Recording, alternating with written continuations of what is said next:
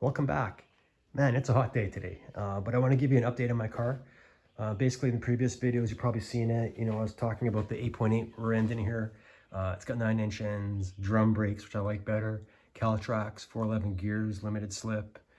But I've been working on the engine swap. As you can see, there's a big block old sitting in there. That one's a 425 cubic inch engine. And that'll be rebuilt in time here for this project. I offset the engine to the right by about an inch, and that's kind of where the engine was originally. But at the same time too, I had that rear end set up this way as well, so everything lines up absolutely perfectly.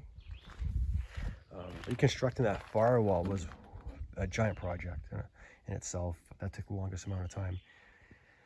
I think I did a pretty good job. It's all made out of 20 gauge sheet metal, same as the car. MIG welded in place. Fender wells are removed as well, because that will make way for the exhaust system that I got to put in. As you can see too, I have these flanges for the headers that I'll be building myself. And I think what I'm going to do with the headers, I'm going to route them this way, out and then out the front, in front of the front wheels. I think that'll work the best. Originally, I want to go down behind this wheel here, but really I'm limited for space. And if I turn my wheel sharp, it can contact, and it's just going to be a headache, I think. If I go forward, it's going to be a lot simpler. Inside the car, the transmission tunnel was quite a endeavor as well.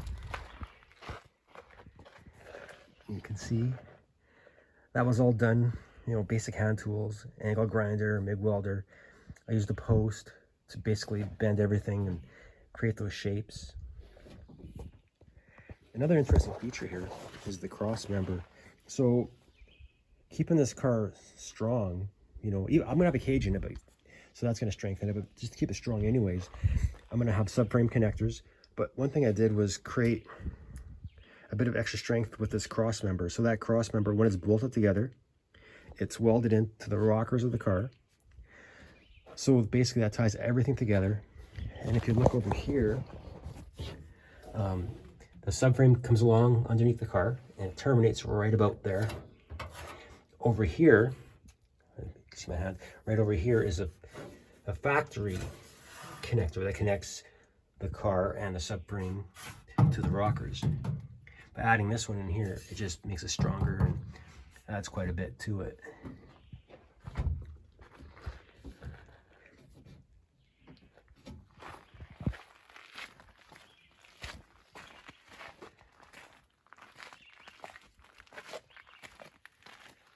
One thing I'm doing too is, I don't know if you can see very well down there, but I set everything up so that the original oil pan will clear. But being a big block olds, they like a lot of oil. So I do have an aftermarket high capacity oil pan over here. And what I gotta do is cut a piece of it away and then graft another piece of metal in there. So it'll clear. This is a stock pan, and this is the high capacity. So that's next on my agenda. I want to get that buttoned up. But as far as clearance goes and everything, I think the exhaust will work well. The starter is not there, but it fits in there very well. The steering will work out nicely. Of course, I got to cut a hole for the steering. And another trick here will be the brakes. So the driver's going to sit back about 6 inches more than before.